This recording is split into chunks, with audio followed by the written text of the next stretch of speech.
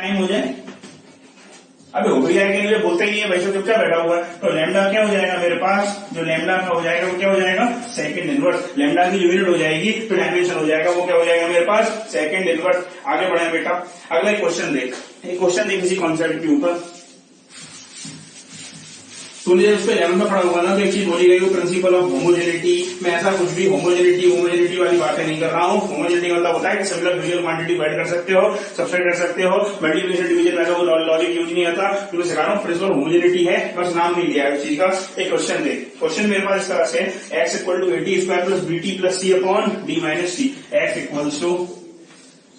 Equal to AT square plus BT, AT square plus BT plus C upon D minus T, plus C upon D minus T। मेरे से बोला मेरे को A B C D इनके dimension बता दे। क्या बोला मेरे से, मेरे को A B C D है। हालांकि एप्लीकेशन डायमेंशन एनालिसिस की LHS इक्वल टू RHS करते हैं। मैं डायरेक्ट सिखा रहा हूँ तेरे को, मैं जानता हूँ वैसे तो 11 पास है, प्रॉपर बैच में 12 कर रहा है, 12 कर चुका है, तो ये डायरेक्ट क्वेश्चन सीधे करते हैं। इसमें कोई एप्लीकेशन नाम लिखने में फालतू टाइम वेस्ट नहीं कर रहा। तो आगे समझ इसमें x equal to AT square plus BT plus C upon D minus T। मेरे से बोला गया मेरे को इसमें A B C और D इनके डायमेंशन बता दो। क्या बता दो, इनके डायमेंशन बता दो। अगर x डिस्प्लेसमेंट है और T का मतलब इसमें टाइम है, तो एक चीज समझ, हमने अभी थोड़ी देर पहले सीखा था कि एडिशन सब्सट्रैक्शन तभी हो सकता है जिनका डायमेंशन बराबर हो। एडिशन सब्सट्रैक्शन कब हो सकता है, जब डायमेंशन कैसा हो, बराबर हो, यानी सिमिलर फिजिकल क्वांटिटी को ऐड या सब्सट्रैक्ट कर सकते हैं। तो सबसे पहले तो काम करेंगे वो जो बहुत शॉर्टकट में दिखाई दे रहा है, बहुत इजीली, D का डायमेंशन तो तुम पता कर सकते हैं। इसमें D माइनस T लिखा हुआ है, ये अरे ये T तो टाइम है, तो टाइम में तो एडिशन सब्सट्रैक्शन में टाइम ही हो सकता है, यानी एडिशन सब्सट्रैक्शन डायमेंशन सेम हो, इसका मतलब D का डायमेंशन वही होगा जो टाइम का डायमेंशन है। इसका मतलब जो D का डायमेंशन है वही डायमेंशन किसके बराबर होना चाहिए, टाइम के बराबर होना चाहिए, यानी D का तो आंसर आ गया। ठीक है भाई, D का तो आंसर आ गया। अब अगला देख लेते हैं। जैसे मान के चलो मेरे को A का निकालना है, तो LHS इक्वल्स टू RHS, यानी dimension of x must be equals to dimension of AT square. तो A का डायमेंशन कैसे आ जाएगा, डिस्प्लेसमेंट है तो डिस्प्लेसमेंट तो लेंथ होता है, टाइम का स्क्वायर है तो ये आ जाएगा। तो मेरे बेटे ये क्या हो जाएगा, LT माइनस 2, ये आ जाएगा। ये का डायमेंशन आ गया, डायमेंशन ऑफ A कितना आ गया, LT माइनस 2। इसी तरह से अब डायमेंशन ऑफ B कैसे निकाल दोगे, तो x इक्वल्स टू क्या कर दोगे, BT। तो इसी तरह से उसका डायमेंशन निकाल दोगे तो क्या कर दोगे, x equals to C upon D minus T। अब एक बात, कई होशियार बच्चे क्या करते हैं, सर D का तो डायमेंशन T है, ये भी T है, तो T माइनस T तो 0 हो गया, और 1 अपॉन 0 तो इनफाइनाइट होता है। भाई साहब ऐसा नहीं होगा यार, ये अपन बच्चों वाली कैलकुलेशन नहीं कर रहे। मैंने बोला डायमेंशन सेम है, ये टाइम से हम काट मत दिए यार, इतना तो मैं तुमसे उम्मीद करता हूँ, तेरे को आइडिया है इस चीज का। तो ये टाइम से टाइम काट के भाई साहब 0 मत कर देना इस चीज को। तो इसका क्या लिखेगा, इसको कैसे सॉल्व करेगा, तो C का क्या आ जाएगा, x into D minus T। अरे x into D minus T लिख ले, चल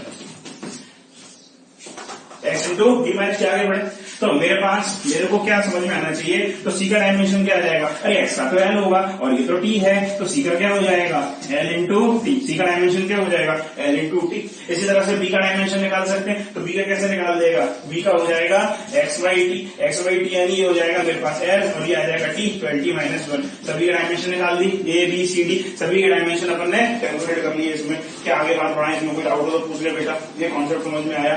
अगला एक क्वेश्चन जो है वो मैं आपको होमवर्क के लिए दे रहा हूँ इस कॉन्सेप्ट का, वो आप मेरे को सॉल्व करके नीचे कमेंट सेक्शन में बताइएगा उस क्वेश्चन को। क्वेश्चन नोट कर लो, कॉन्सेप्ट में सिखा चुका हूँ, कॉन्सेप्ट यही उसमें यूज किया जाएगा।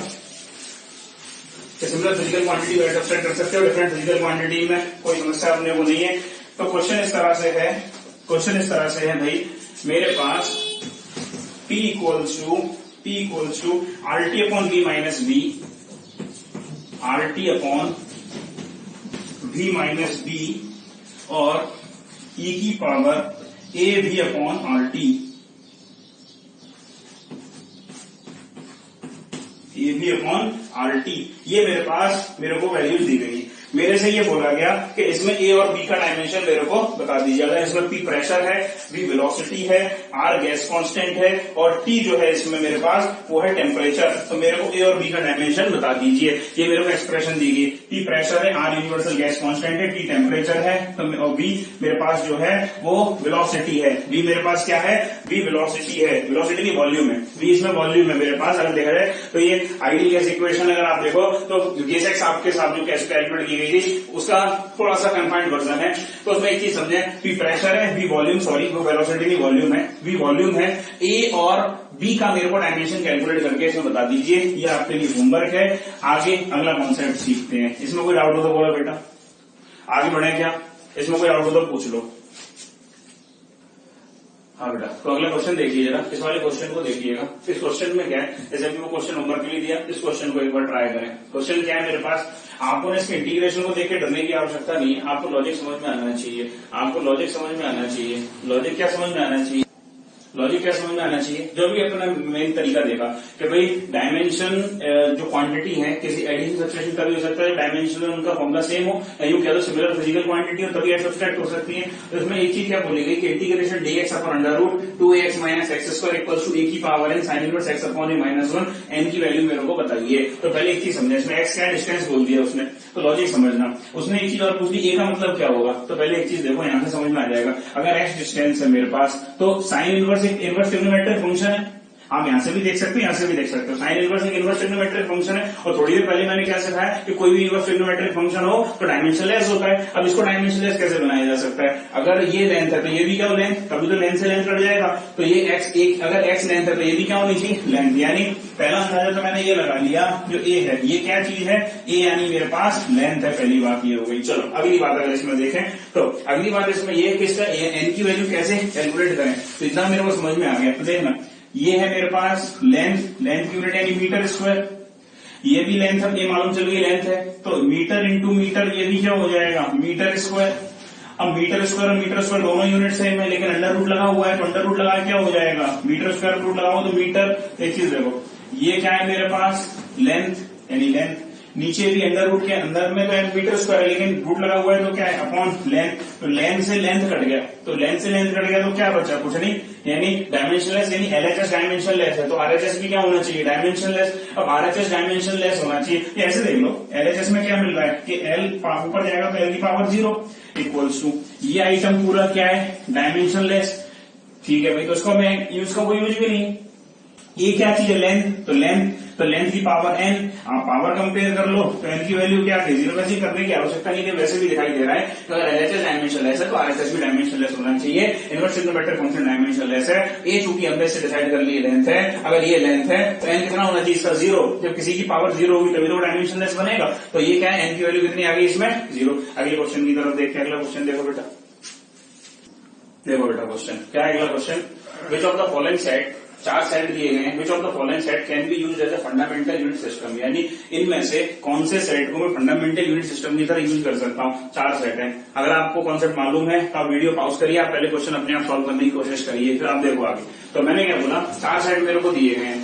बेसिक कॉन्सेप्ट क्या होता है, आपको जैसे किसी भी चीज को फंडामेंटल यूनिट सिस्टम की तरह यूज करना है, यानी इंडिपेंडेंट होना चाहिए। तो बेसिक फंडामेंटल यूनिट सिस्टम में क्या आता है, मास, लेंथ और टाइम, जिसमें ये तीनों चीजें मिल जाए मेरे को, एक एक करके तीनों चीजें मिल जाए, तो वही मेरे पास फंडामेंटल सिस्टम की तरह यूज कर सकते हैं। आप देखो पहले ऑप्शन को चेक करते हैं, चेक ही करना पड़ेगा इसमें ऑप्शन, जैसे मास, तो मास है मेरे पास, डेंसिटी में क्या है मेरे पास मास अपॉन वॉल्यूम, वॉल्यूम यानी मास भी है और लेंथ भी है मेरे पास, वॉल्यूम में तो लेंथ ही तो क्यों होता है और लेंथ है। इसमें एक चीज देखना, मास और लेंथ तो मिल रहे हैं, मास लेंथ दोनों सबको मिला हम लोग मास लेंथ मिल रहा है, लेकिन टाइम नहीं है इसमें, ठीक है।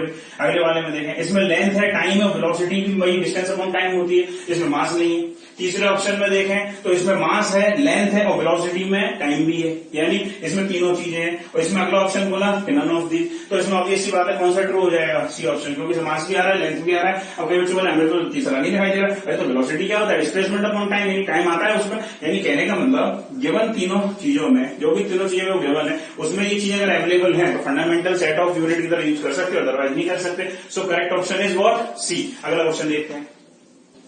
हाँ बेटा, तो अगला क्वेश्चन क्या है, अभी देखो मेन चीज में मैं आपको बार बार इस चीज को रिपीट कर रहा हूँ, जैसे आपने इसमें लर्न थोड़ा होगा कि भाई डायमेंशन की एप्लीकेशन ये कि वो करेक्टनेस इक्वेशन की करेक्टनेस चेक कर सकता, इक्वेशन की करेक्टनेस चेक कर सकता है, इक्वेशन में रिलेशन स्टैब्लिश कर सकता है, आपका डायमेंशन इक्वालिटी में काम कर सकता है, भाई ये सब चीजें। मैं उनका नाम बस नहीं ले रहा हूँ, बाद बाकी क्वेश्चन में डायरेक्ट उनके ऊपर सभी कॉन्सेप्ट के ऊपर कर रहा हूँ, क्योंकि आप डायरेक्ट क्वेश्चन को समझिए। तो अगला कॉन्सेप्ट, अभी इससे पहले जो क्वेश्चन देखा वो किस कॉन्सेप्ट के ऊपर था कि भाई हम अननोन डायमेंशन को पता कर सकें, एक इक्वेशन दी है उसमें अननोन वैल्यूज को कैलकुलेट कर सकें। अगला क्वेश्चन क्या है, रिलेशन एस्टेब्लिशमेंट के ऊपर है। इसमें क्या होगा, इस वैरायटी क्वेश्चन में आपसे ये बोलेगा कि एक क्वांटिटी फिजिकल क्वांटिटी दे देगा और ये 2-3 क्वांटिटी और दे देगा, ठीक है। वो ये बोलेगा कि एक given physical quantity in physical quantity पर डिपेंड करती है, ठीक है।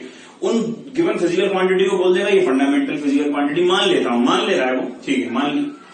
अब उन मानी गई फंडामेंटल फिजिकल क्वांटिटी के टर्म्स में एक फिजिकल क्वांटिटी आपसे पूछेगा, तो वो कैसे कैलकुलेट करते हैं, प्रोसीजर उसका एक बार समझें। स्टेप नंबर 1 में क्या किया जाता है, जिस क्वांटिटी के बारे में आपसे पूछा गया उसको एलएचएस में लिखिए, और ये बोला गया है कि ये इस पर डिपेंड करती है, उसको आरएचएस में लिखिए। उन सभी को मल्टीप्लाई में लिखिए, उन पर कुछ पावर लगा दीजिए, X Y Z unknown power. उन पावरों को कैलकुलेट करना ही हमारा मेन गेम होगा इसमें, ठीक है। जो पावर का आंसर आएगा वही रिलेशन होगा, क्योंकि मेन डायमेंशन का मतलब क्या होता है, पावर। तो पावर कैलकुलेट करने हमारा इसमें मेन गेम है कि कौन सी क्वांटिटी का कितना कॉन्ट्रीब्यूशन है। थोड़ी देर पहले मैं बता चुका हूँ वीडियो में। तो हम इसमें आइए क्वेश्चन देखते हैं।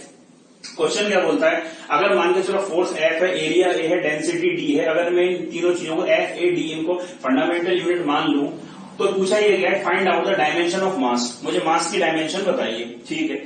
वैसे तो हम जानते हैं मास की डायमेंशन एम होती है, लेकिन वो तब होती है जब जो चल रहा था वो एक्चुअल में था। लेकिन क्वेश्चन आपको डिजाइन करके दिया गया इस तरह से कि आर्बिट्री क्वेश्चन दिया गया, उसमें डिजाइन करके पूछ रहा हूं क्वेश्चन आप क्या दीजिएगा कि अगर एक फोर्स एरिया और डेंसिटी को भाई मैं फंडामेंटल मान लूं, फंडामेंटल क्वांटिटी फंडामेंटल यूनिट मान लूं, तो मेरे पास मास की डायमेंशन बताइए। तो क्या करोगे, मास किन चीज पर क्वेश्चन बोल रहा है, डिपेंड कर रहा है, फोर्स पर डिपेंड कर रहा है, एरिया पर डिपेंड कर रहा है, डेंसिटी पर डिपेंड कर रहा है। कायदे से मास की डायमेंशन क्या होता है, एम होता है, ठीक है। फोर्स का डायमेंशन फॉर्मूला क्या होता है, एमएलटी माइनस 2 सीख चुके हैं थोड़ी देर पहले।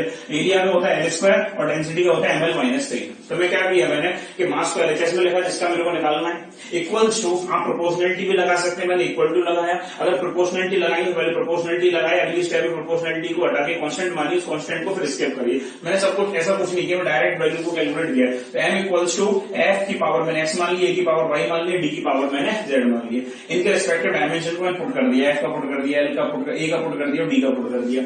इसके बाद क्या किया कि एम जितने भी बार था उसमें पावर इक्वेट करता चला गया।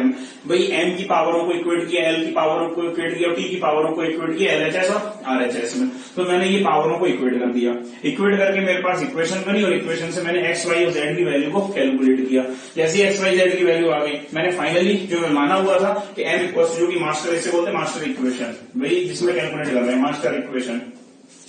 इस मास्टर इक्वेशन में एक्स वाई जेड की वैल्यू को मैंने पुट कर दिया। तो फाइनल आंसर क्या है, एम इक्वल्स टू एफ की पावर 0, ए की पावर 2/3 और डी की power 1। So it is the relation of mass if force area and density are considered as the fundamental quantity and those unit are considered as fundamental unit। तो अगली बात देखते हैं, एक सेकंड, अगली बात इसमें लॉजिकली सुनिएगा। अब ये क्वेश्चन किया, इसी क्वेश्चन का मैं आपको कुछ सेक्शन होमवर्क के लिए दे रहा हूं। जैसे मैंने आपको मार्क्स के लिए करके दिखाया, क्वेश्चन पूरा का पूरा यही रहेगा। आपको मेरे को क्या करना है, हमने इसमें आपको मास की डायमेंशन बताई, आपको क्या करना है, पावर की डायमेंशन निकालनी है और वर्क की डायमेंशन निकालनी है। तो वर्क लिख लेंगे यहाँ, पावर लिख लेंगे, इस तरह से उसकी डायमेंशन कैलकुलेट करते हैं। आइए देखते हैं अगला क्वेश्चन।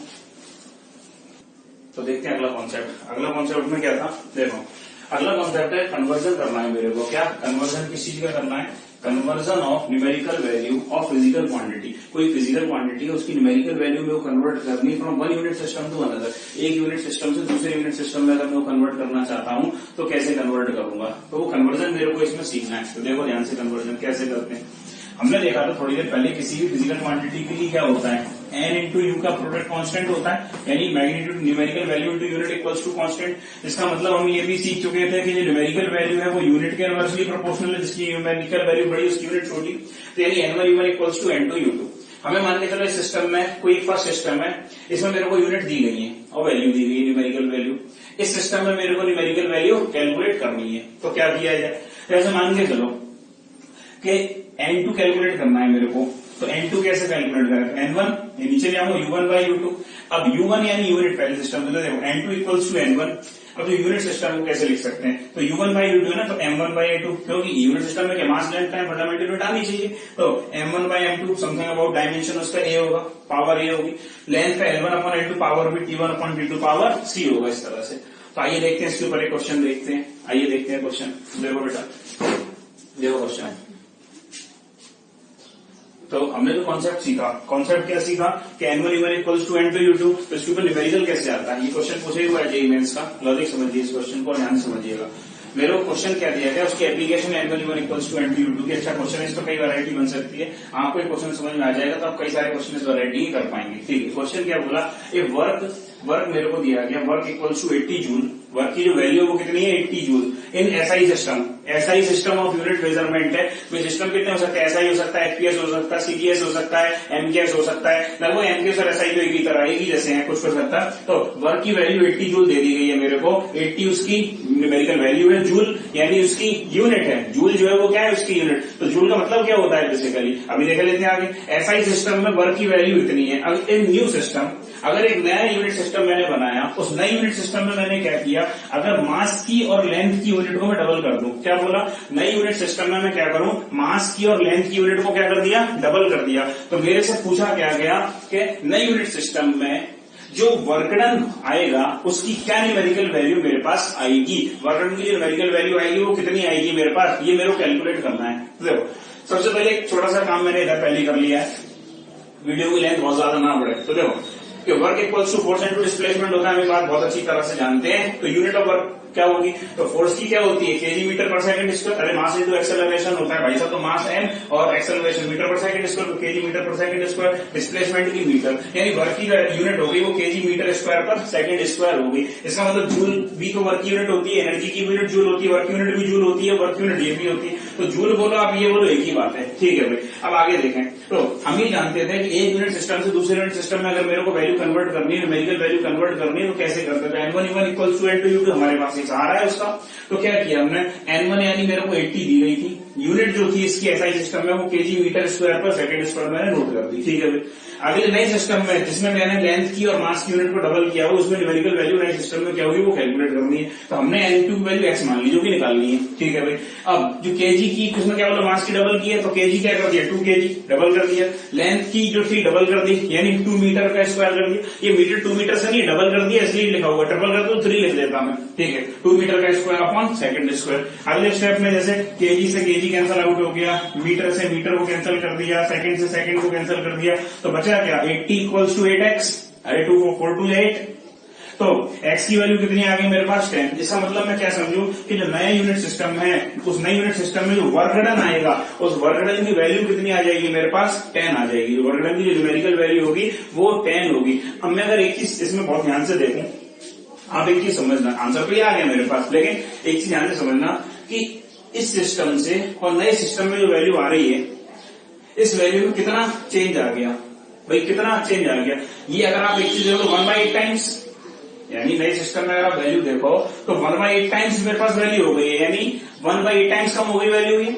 अब एक चीज समझेगा, न्यूमेरिकल वैल्यू 1/8 टाइम्स कम हुई है, तो मेरे बेटे, मेरे लाल, मेरे माटी के शेर, हम ये जानते हैं कि न्यूमेरिकल वैल्यू जो होती है वो यूनिट के इनवर्सली प्रोपोर्शनल होती है।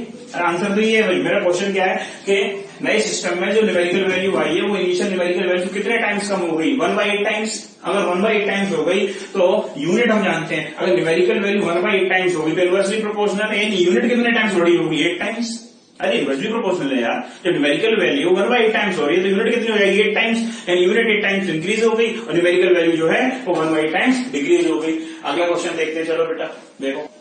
हाँ बेटा, तो इस कॉन्सेप्ट को, अगले कॉन्सेप्ट को देखा, अभी तक जो न्यूमेरिकल देखा, अगला कॉन्सेप्ट समझिए, करेक्टनेस ऑफ गिवन फॉर्मूला। अगर मान के चलो मेरे को कोई फॉर्मूला दे दिया जाए, कोई इक्वेशन दे दी जाए, मेरे को उसकी करेक्टनेस चेक करनी है, तो डायमेंशनल मेथड से उसकी करेक्टनेस को कैसे चेक करते हैं तरीका समझ लो। जैसे मान लो एक एग्जांपल दिया हुआ है मेरे को, t इक्वल्स टू 2π/L/g, बहुत स्टैंडर्ड क्वेश्चन है, फेमस एग्जांपल है, आप भी जानते होंगे। It is the time period of the simple pendulum. किसी भी सिंपल पेंडुलम का टाइम पीरियड होता है t इक्वल टू 2π/L/g, जिसमें L का मीनिंग है length of the string, G का meaning acceleration due to gravity. ये मेरे पास सिंपल पेंडुलम की जो जिससे बंधी होती है बॉब से, उसकी लेंथ है स्ट्रिंग की, और जी का मतलब एक्सेलरेशन ड्यू टू ग्रेविटी। मेरे को बस ये पता करना है, हालांकि मैं जानता हूं बहुत अच्छी तरह से रिलेशन करेक्ट है, लेकिन फिर भी मेरे को डायमेंशनली चेक करना है। ठीक है, तो एक इसका चेक करना है, दूसरी कमी बतानी है डायमेंशनल एनालिसिस की। तो हम दोनों बातें एक साथ में करके बताऊंगा आपको। तो हमने इसमें क्या किया, सबसे पहले जो लेंथ की डायमेंशन होती है वो एल होती है, लेंथ का डायमेंशन फॉर्मूला एल होता है, हम जानते हैं। एक्सेलरेशन टू ग्रेविटी, अरे ग्रेविटी का एक्सेलरेशन हो, चाहे किसी का हो, चाहे तेरा हो, चाहे मेरा हो, किसी का एक्सेलरेशन, भाई साहब फॉर्मूला तो वही रहेगा डायमेंशनल एक्सेलरेशन का। तो LT-2 velocity, LT-1 acceleration, LT-2 बताया था थोड़ी देर पहले, LT-2। तो क्या किया, जब हम डायमेंशनल करेक्टनेस चेक करनी होती किसी भी इक्वेशन की, तो क्या करते हैं, टाइम का होता है T, LHS अगर डायमेंशन और RHS का डायमेंशन बराबर आ रहा है, it means what, it means that कि दोनों अगर LHS और RHS के डायमेंशन बराबर है, इक्वेशन करेक्ट है, ठीक है।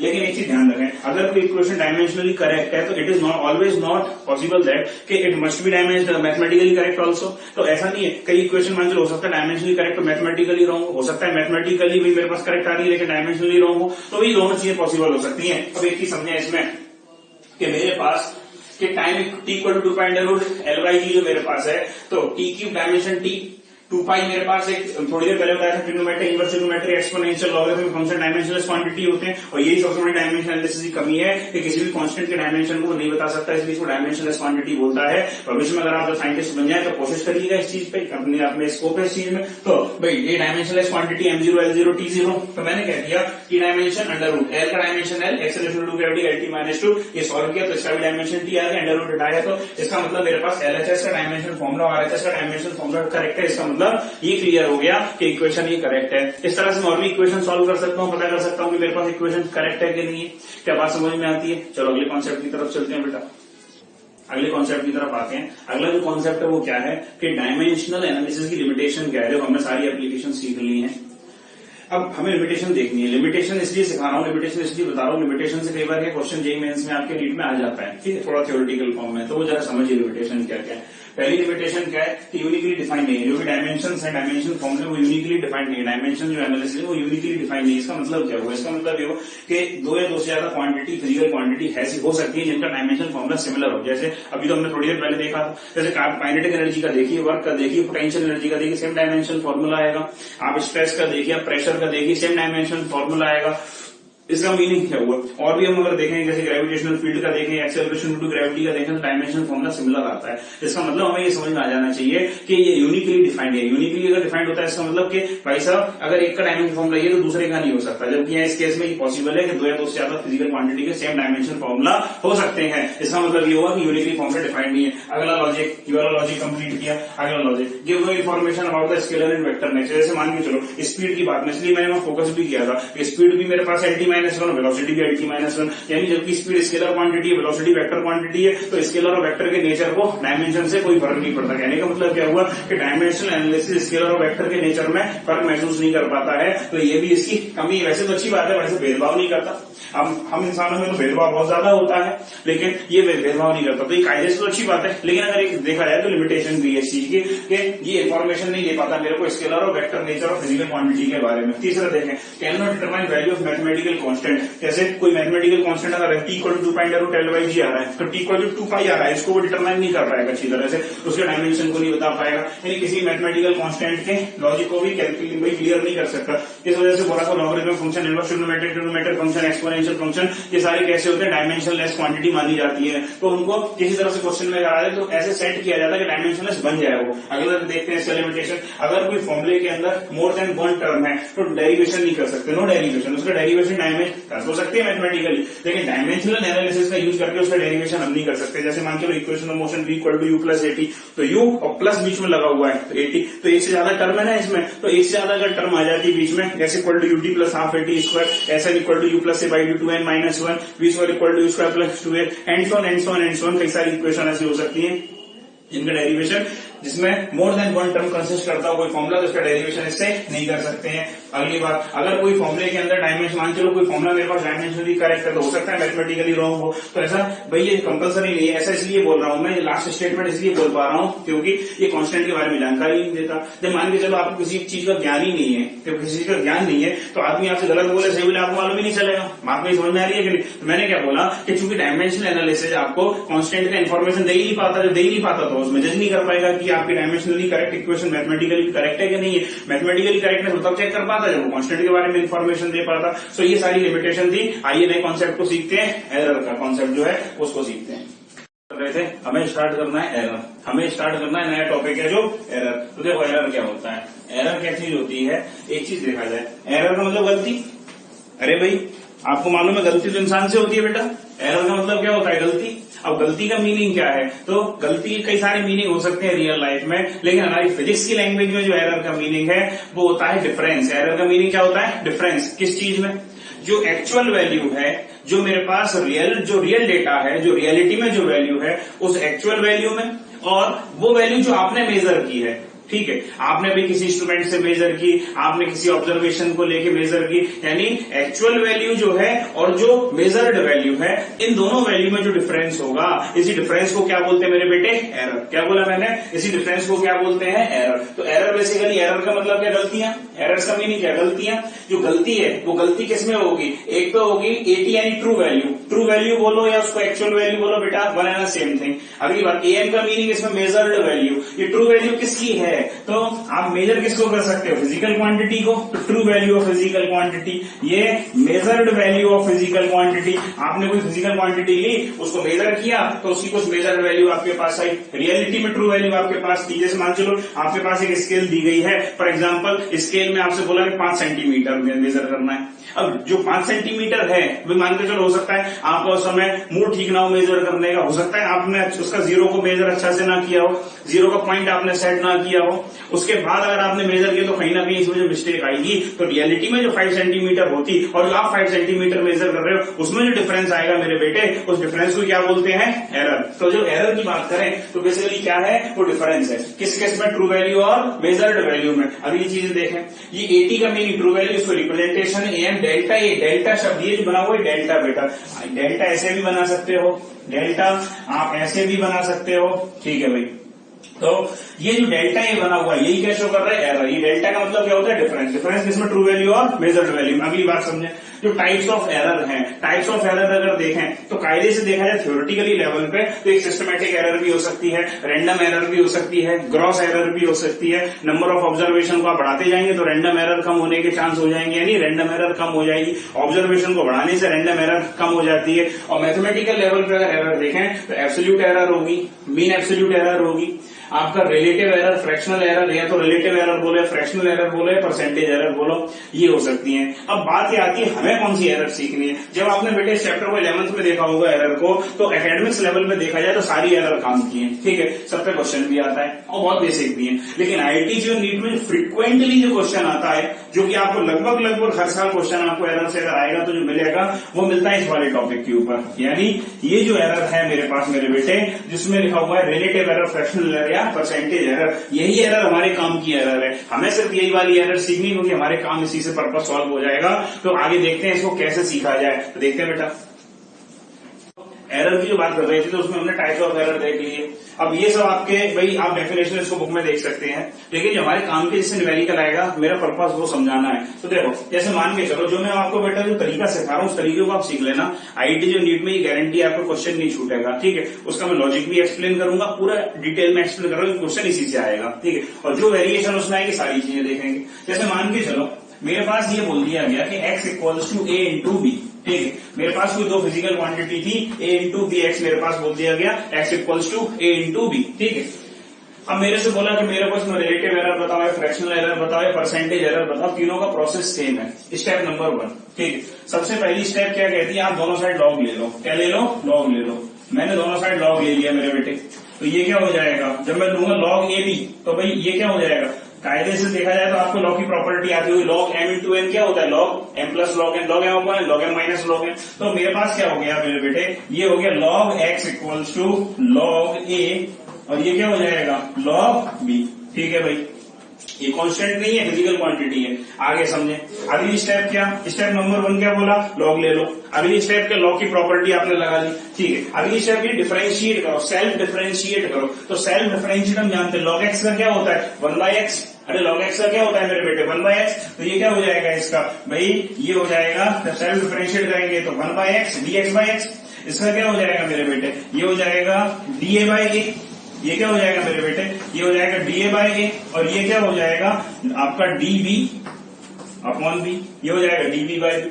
ये मेरे पास डिफरेंशिएट कर लिया, अगली स्टेप मेरी कंप्लीट हो गई। इससे अगली स्टेप क्या किया जाए? चूंकि जो एरर है, एरर ऐसा नहीं है, एरर क्वेश्चन अगर आएगा तो एरर में बोलेगा मैक्सिमम परमिसिबल एरर। हालांकि मैक्सिमम, जैसे मान के चलो आपने एक चीज सुनी होगी, जीवन में देखा भी होगा और करते भी होगे, क्या?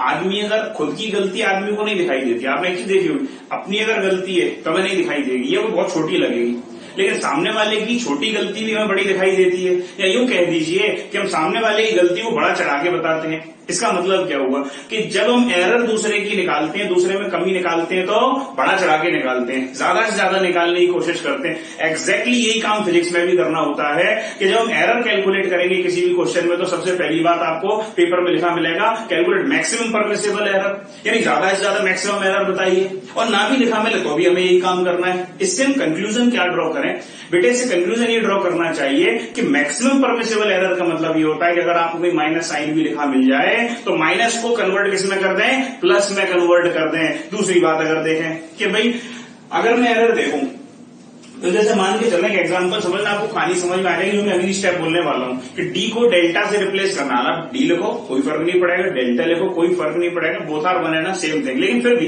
जो प्रोसेस है वो आपको समझ में आना चाहिए। देखो आपसे बोला गया मेरे बेटे कि कल फिजिक्स का पेपर है, ठीक है, कल आपके स्कूल में फिजिक्स का पेपर है, आप पेपर देने पहुंच गए, वहां आपने क्या किया, हो सकता है कि भाई फिजिक्स का एक चैप्टर आप छोड़ के चले गए हो, तो भाई 10 चैप्टर में से अगर आपने एक चैप्टर छोड़ दिया तो बहुत ज्यादा मार्क्स में फर्क नहीं पड़ेगा, तो भाई इसको तो बोलते हैं गलती।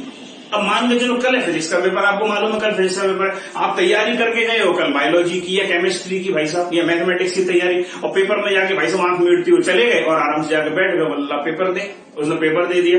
अब आपके तो पेपर देख के होश उड़ गए, आपने बोला भाई साहब ये तो मैं पेपर फिजिक्स का था और पता नहीं क्या पढ़ के आ गया, तो उसको गलती नहीं बोलते हैं, उसे बोलते हैं बेवकूफी। बात समझ में, उसे क्या बोलते हैं, बेवकूफी। तो एरर में, गलती में और बेवकूफी में फर्क क्या है? फर्क इस बात का है कि गलती छोटी मोटी हो सकती है लेकिन बेवकूफी भाई साहब कितनी बड़ी भी हो सकती है। तो एक चीज समझे, जब बात एरर की करेंगे, मैक्सिमम परमिसिबल एरर जो बोल रहा हूं अगला केस है, ठीक है, उस पर से मर्ज मत करिएगा। हमने बोला कि गलती का मतलब होता है गलती छोटी मोटी हो सकती है मेजरमेंट करने में, लेकिन ब्लंडर मिस्टेक को एरर नहीं बोलेंगे भाई साहब। इसका मतलब क्या हुआ कि 5 सेंटीमीटर की स्केल को मेजर करने के लिए 5 सेंटीमीटर डिस्टेंस अगर आप मेजर करते हो तो 4.98, 4.99, 4.8 तक आ जाए तो एरर है।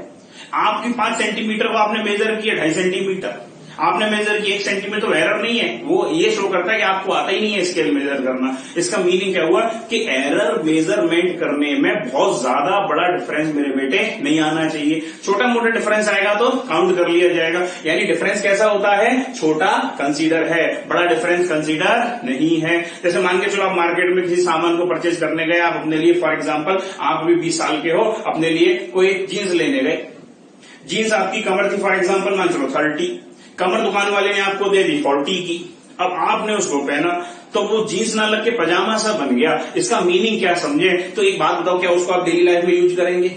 करें, अगर आप करेंगे भाई साहब तो आपसे बड़ा होशियार आदमी दुनिया में नहीं हो सकता।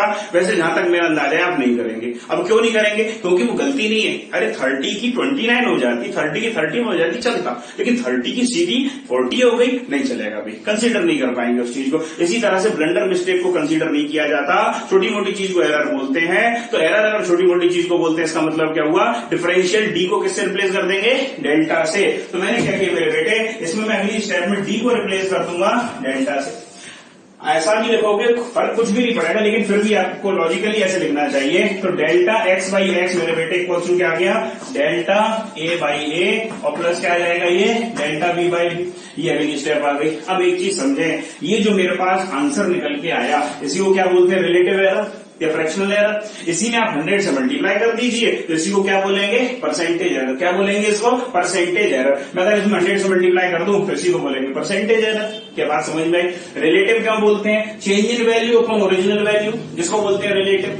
अब ये मेरे पास पूरा रिलेटिव एरर भी इसी तरह से निकाली जाती है, फ्रैक्शनल एरर भी ऐसी निकाली जाती है, परसेंटेज एरर भी ऐसी निकाली जाती है। इसी से क्वेश्चन आपके एग्जामिनेशन में आएगा। आइए इसका दूसरा कॉन्सेप्ट देखते हैं। ये इसका केस 1 था। मान के चलो अगला केस कुछ इस तरह से हो जाए, फॉर एग्जाम्पल अगले केस में कुछ ऐसा हो जाए, जैसे मान के चलो x की वैल्यू हो जाए a बाय बी। अभी तक मल्टीप्लाई में थी, अब डिवाइड में आ जाए, तो हम तो अपने तरीके को वही रखेंगे। क्या, सबसे पहले लॉग ले लिया। अगली स्टेप में क्या हो जाए, अभी a बाई बी में जब लॉग लगाओगे तो क्या हो जाएगा, log a minus log B, log a minus log B. अगली स्टेप क्या, डिफरेंशिएट कर दो, सेल्फ डिफरेंशिएट। तो ये क्या हो जाएगा मेरे बेटे, dx by x equals to da by ए और माइनस db बाई बी। यही वो गलती है जो एग्जाम में बच्चे करके आते हैं, ऑप्शन में भी आपको मिल जाएगा और आप बोलोगे भाई साहब मजा आ गया एग्जाम में, पेपर इजी था, लेकिन मार्क्स नहीं आएंगे। तो मार्क्स इसलिए नहीं आएंगे क्योंकि आपने भी एरर नहीं निकाली, भी गलती छोटी सी आपने भी की हुई है। तो मैंने क्या बोला, यहां तक आपको समझ में आया?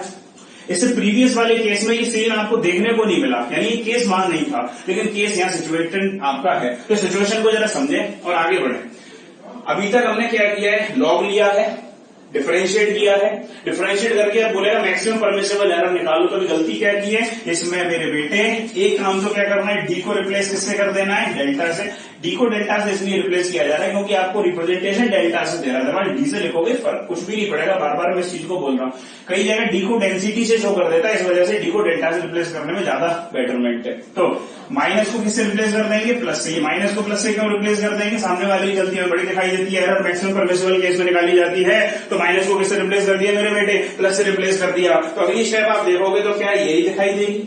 इसको क्या लिख देंगे, यानी डी को डेल्टा तो delta X by x, delta A by A, minus को प्लस से रिप्लेस कर दो तो डेल्टा बी बाई बी। इससे क्या कंक्लूजन ड्रॉ किया कि चाहे मल्टीप्लीकेशन में हो चाहे डिवीजन में हो, अगर मैं रिलेटिव एरर निकालूंगा या फ्रैक्शनल एरर निकालूंगा या परसेंटेज एरर निकालूंगा, दोनों का तरीका सेम है। अगर दोनों का तरीका सेम है तो थोड़ा सा कॉम्प्लिकेटेड तरीके पे आते हैं। आइए देखिए, मान के चलिए आपको इस तरह से केस दे दिया गया।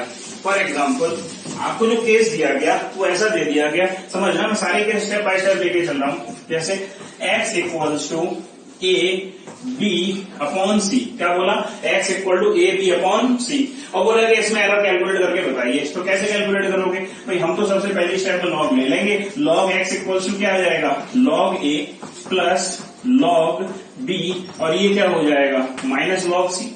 अरे log A plus log B minus log C. चलो अगली स्टेप डिफरेंशिएट, सेल्फ डिफरेंशिएट करते हैं, फिर डेल्टा से रिप्लेस करते हैं, सीधे डेल्टा से रिप्लेस करेंगे। तो ये हो जाएगा delta X by x equals to, ये आ जाएगा डेल्टा ए बाई ए और plus delta B by B. कायदे से देखा जाए तो minus delta C by C आना चाहिए, लेकिन अगर एरर मैक्सिमम परमिसिबल केस में निकालते तो एक लाइन में बता सकते हैं, माइनस को प्लस से रिप्लेस कर देंगे तो ये क्या आ जाएगा डेल्टा सी बाई सी। ये आ गया इसका आंसर। ये बात समझ में आ रही। चलो अगला केस देखते हैं, ये X equal to A B upon C का केस था। अब थोड़ा सा केस को और कॉम्प्लिकेटेड अगर किया जाए तो क्या कर देगा वो, ज्यादा से ज्यादा इसमें पावर लगा देगा। क्या बोला, पावर लगा देगा। पावर कैसे लगा देगा, जैसे मान के चलो उसने बोला a की पावर m है, b की पावर n है और c की पावर मान के चलो r कर दी, ठीक है।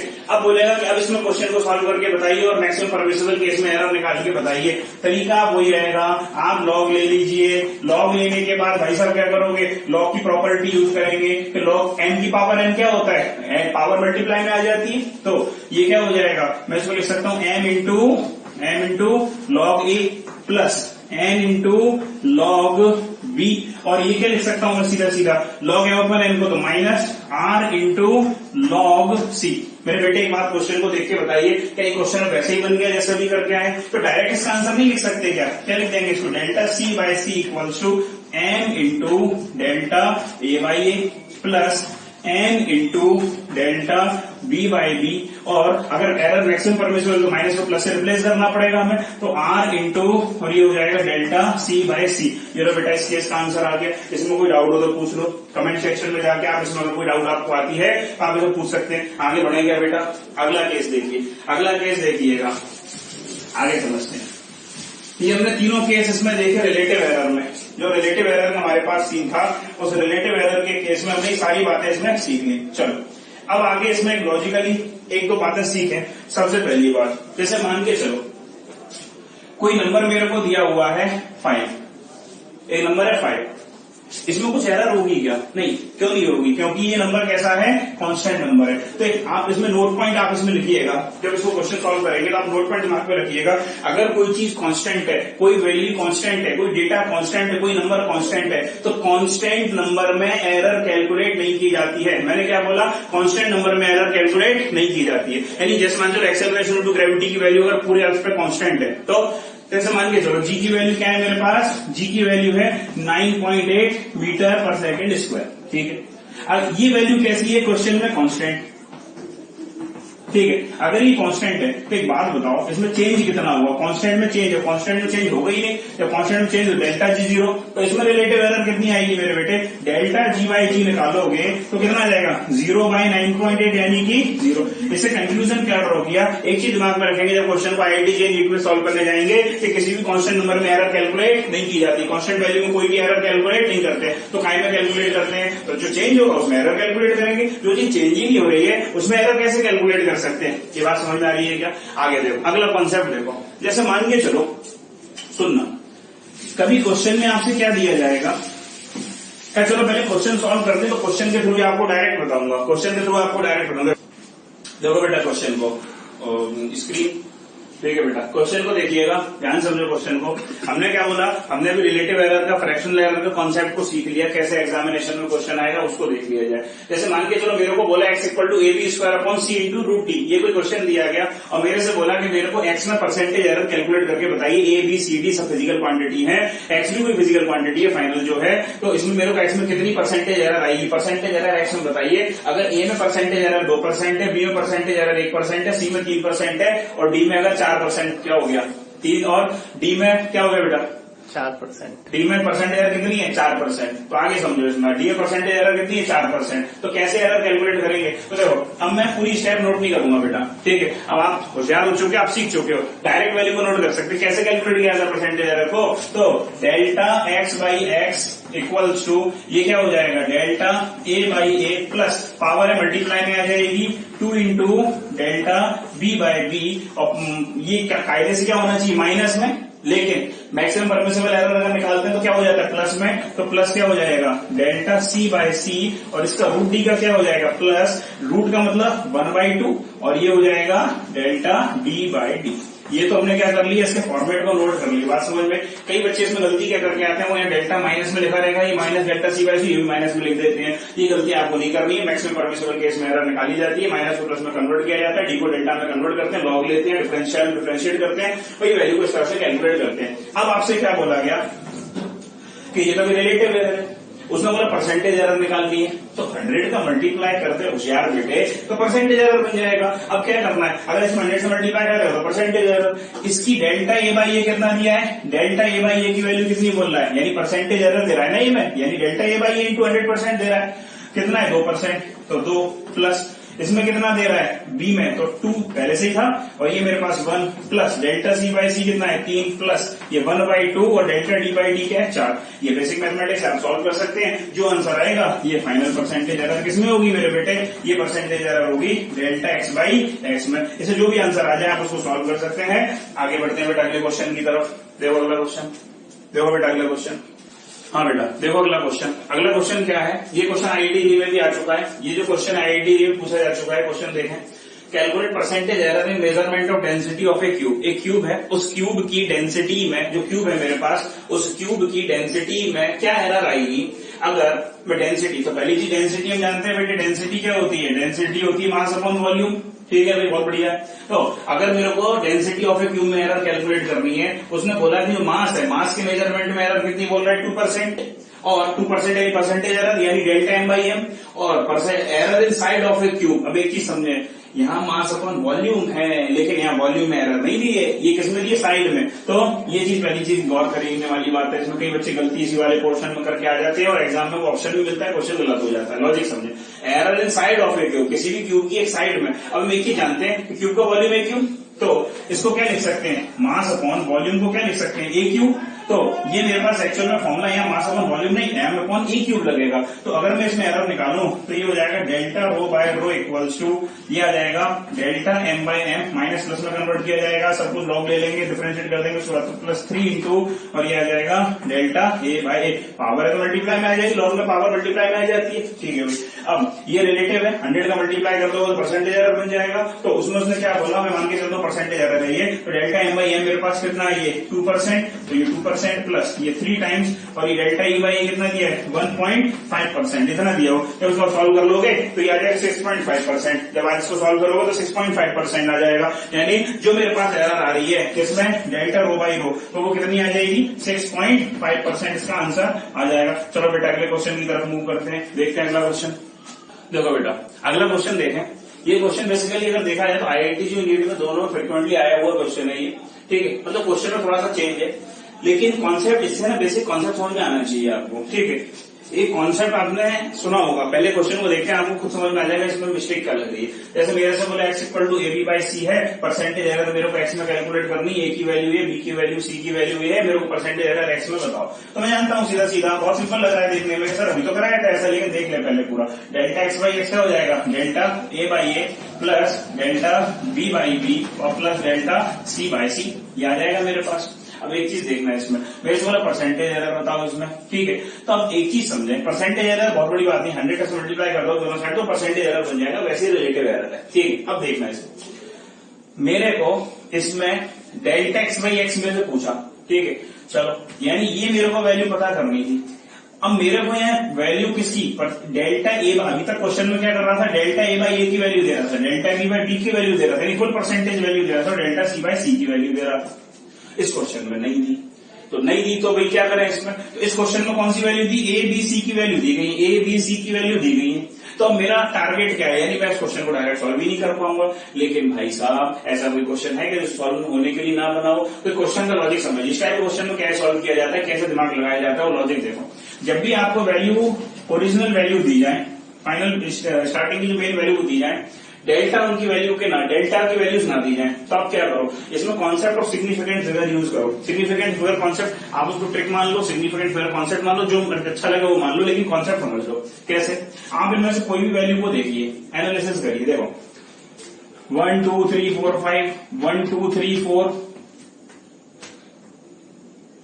देखो अब एक चीज देखिए इसमें 1 2 3 4 5, 1 2 3 4 5, 1 2 3 4 5, और ये 10 to -10, 10 to -10, 10 to the power -10। आपको ये वैल्यू सिमिलैरिटी कुछ दिखाई दे रही है, एक के बाद पॉइंट है, सारी वैल्यूज दी गई। तो आप क्या करो, इसमें डेल्टा, किसी भी डेल्टा की वैल्यू निकालने के लिए, यानी अगर ये वैल्यू ये है, इस ऑर्डर की वैल्यू है, तो जो चेंज आएगा वो चेंज भी इसी ऑर्डर में आएगा, ठीक है। तो क्या किया जाए, जैसे डेल्टा मेरे को ए लिखना हो, या डेल्टा बी लिखना हो, या डेल्टा सी लिखना हो, तो आप क्या करिए इस केस में, बहुत ध्यान से देखो। आप जैसे पॉइंट लगाए, पॉइंट लगा दीजिए, तरीका समझ लो, आप हर बार ऐसे करेंगे क्वेश्चन में, तो आपका क्वेश्चन इजीली सॉल्व हो जाएगा। पॉइंट के पहले और पॉइंट के बाद की वैल्यूज को जीरो लिखिए, जैसे कोई भी वैल्यू देख लो, जैसे मान लो यही देख लिया, पॉइंट के पहले की सारी वैल्यू जीरो कर दो, पॉइंट के बाद ही सारी वैल्यू जीरो कर दो, जो लास्ट वाली वैल्यू उसको 1 लिख दो। क्या बोला, तो पॉइंट से पहले 0, ये 0, ये वाले के लिए 0, इस वाले के लिए 0, लास्ट वाले के लिए क्या लिख दो, 1 लिख दो। और जैसा ये लिखा हुआ था वो कर दो 10 to the power -10, ये प्लेस कर दो डेल्टा ए की जगह, डेल्टा बी में भी यही काम करना है। पॉइंट लगा दिया, 0 0 0 0 0 0 0, ये 3 है, इसकी जगह लिख देंगे 1 लिख देंगे, और 10 to the power -10 लिख देंगे, क्वेश्चन में पुट कर देंगे। सी की वैल्यू 0.000, तो 0.0000, और इसकी जगह लिख देंगे 1, और 10 to the power -10। आपको तीनों डेल्टा मिल रहे, आप इसमें पुट कर दीजिए, फाइनल इसका आंसर आ जाएगा। क्या मेरी बात समझ में आई आपको? उसमें क्वेश्चन में कुछ भी दे सकता, बोलते डेंसिटी बोलते, आपसे बोलते T = 2.√L/, टाइम पीरियड का बोल दे, या आपसे बोल दे कि भाई सरफेस टेंशन के लिए बोल दिया जाए, या height of the capillary tube के लिए बोल दिया जाए, कुछ भी बोल दे, मेन कॉन्सेप्ट ये है। यानी सिग्निफिकेंट फिगर कॉन्सेप्ट कब यूज किया जाता है, जब नीचे की values A B C final values दी गई हो, ऊपर के डेल्टा ना दिए गए हो, तो हम उन वैल्यूज को देख के सिग्निफिकेंट फिगर बना लेते हैं। कैसे बनाते हैं, पॉइंट से लेफ्ट की सारी वैल्यू 0, पॉइंट से लास्ट की सारी वैल्यू, राइट की सारी वैल्यू 0, और जो राइट वाली लास्ट वैल्यू है, लास्ट मोस्ट वैल्यू है, उसको 1 लिख देते हैं। सभी जगह ऐसे कर लेते हैं, पुट कर लेते हैं, आंसर आ जाता है। आगे बढ़े बेटे, चलो देखते हैं आगे की तरफ। तो देखो अभी तक हमने क्या किया कि एरर भी सीख लिया। अब मेरी बात ये है, देखो अब आपका मेन मोटिव क्या है कि जो कि आज मेरा टारगेट था डे 2 क्रैश कोर्स, आपका जो था डे 2 का क्रैश कोर्स का जो मेरा टारगेट था, मैंने आज डे 2 में आपका यूनिट डायमेंशन मेजरमेंट पूरी तरह से कंप्लीट किया। यूनिट डायमेंशन मेजरमेंट और एरर एनालिसिस मैंने कंप्लीट किया। मैंने इनमें वो सेगमेंट कंप्लीट किया हुआ है जिसका आपको पोर्शन IIT JEE मेंस और नीट में आपको मिलेगा ही मिलेगा, इससे क्वेश्चन मिलेगा। अब अगली बात कर ले, कुछ बच्चों के माइंड में एक चीज आई, सर वर्नियर कैलिपर तो आपने इसमें कराया है नहीं, तो बेटे आप एक चीज सिलेबस को जब ध्यान से देखेंगे तो ये मेजरिंग इंस्ट्रूमेंट का पूरा डिवाइस का मेजरिंग इंस्ट्रूमेंट डिवाइस, जैसे ammeter, voltmeter, galvanometer, vernier caliper, screw gauge, ये तमाम सारे जो डिवाइसेज हैं, ये सारे डिवाइस के ऊपर मैं सेपरेट वीडियो बनाऊंगा, यानी इलेक्ट्रिकल डिवाइस, मैकेनिकल डिवाइस, क्योंकि इनसे क्वेश्चन आता है, ये प्रैक्टिकल एस्पेक्ट है, ठीक है। 1 से 2 क्वेश्चन इसमें मिलते ही मिलते हैं, तो मिलते हैं तो इसमें बहुत अच्छी तरह से ईमानदारी से, मैं इसको स्किप करके बहुत स्पीड में नहीं निकालना चाह रहा था, इसमें पूरा वीडियो सेगमेंट इसका बना के आपको डाल दिया जाएगा वीडियो। इसी वजह से वर्नियर कैलिपर, स्क्रू गेज को छोड़ा गया है, तो इलेक्ट्रिकल डिवाइस और आपके मैकेनिकल डिवाइस सारे का वीडियो एक साथ आपको मिलेगा। पहली बात हो गई। दूसरी बात, अब आपका मॉरल ड्यूटी पार्ट क्या है, मैंने पूरा पोर्शन कवर किया। आप मेरे इस वीडियो को अगर आप देखेंगे तो यूनिट डायमेंशन मेजरमेंट का एक भी क्वेश्चन आपसे नीट और JEE मेंस के अंदर नहीं छूटेगा। ये आगे देखिए, आगे अगली बात सुनिए। इस पोर्शन में मैंने इसमें आपको कुछ ही डायमेंशन फॉर्मूले बताए जो हमारे काम इसमें भी आ रहे थे, ठीक है। कौन कौन से नहीं बताए, एक तो इलेक्ट्रिकल डायनेमिक्स के डायमेंशन फॉर्मूले, जैसे V equals to I R Ohm's law के रिगार्डिंग में परमिटिविटी, जो कि मोस्ट इंपॉर्टेंट टाइम में मोस्ट इंपॉर्टेंट डायमेंशन फॉर्मूला है, मैग्नेटिक परमिएबिलिटी, इलेक्ट्रिक परमिटिविटी का डायमेंशन फॉर्मूला, ठीक है, आपके सेल्फ इंडक्शन के डायमेंशन फॉर्मूले क्यों नहीं बताए? मैं ये आपके होमवर्क के लिए दे रहा हूं। होमवर्क किस बात का? होमवर्क इसलिए कि आप खुद भी तो प्रैक्टिस करिए, आपका जो भी बुक हो, एनसीईआरटी उठाइए, कोई भी मटेरियल उठाइए, नहीं तो हमारे टेलीग्राम ऐप से जुड़िए। मैं आपसे बार बार बोल रहा हूं बेटे, हमारे टेलीग्राम ऐप से जुड़िए, वहां आपको पूरा स्टडी मटेरियल, आपको डीपीपी, जैसे कल की भी डीपीपी उसमें डाल दी गई टेलीग्राम ऐप पे, आप उस पर जाके वीडियो और डीपीपी को डाउनलोड करिए, क्वेश्चन को सॉल्व करिए, डीपीपी से जो भी डाउट है उससे पूछिए, ठीक है। आज के लेक्चर की भी डीपीपी डाल दी जाएगी, जो भी इसमें आपकी चीजें बची हुई है, जैसे जो मुझे ऐसा लग रहा था आप इस चीज को जानते हो या होमवर्क में देने लायक है, तो मैंने उसमें डाला हुआ है। तो आप टेलीग्राम ऐप के हमारे जुड़िए, उस टेलीग्राम ऐप पे जाके आप उसमें आप सौरभ सर 5 अगर सर्च करेंगे तो हमारे ऐप से जुड़ जाएंगे वहां, ठीक है। चलो अगली बात, इसके बाद आपका भाई अगला जो सेगमेंट होगा वो कल देखेंगे, तो वर्नियर कैलिपर का मैं अलग से वीडियो बना के और स्क्रू गेज का डालूंगा, आपसे ये मैंने बोल दिया है। अगली बात, ये सारी चीजों का कुछ चीजें आपको इसमें से याद रखने वाली, जैसे एल अपॉन आर क्या होता है, टी होता है, आर इंटू सी क्या होता है, टाइम कांस्टेंट टी होता है। तो आप उसको देखेंगे एक बार, जब टेलीग्राम ऐप के ऊपर जाके आप देखेंगे तो मटेरियल में आपको वो चीज मिल जाएगी, आप उस क्वेश्चन को सॉल्व करिए। हालांकि बाद बाकी इन सब चैप्टर को मैंने पूरी तरह से कंप्लीट किया, डायमेंशन मेजरमेंट को। थैंक यू बच्चों, आगे की बातें अगले वीडियो में।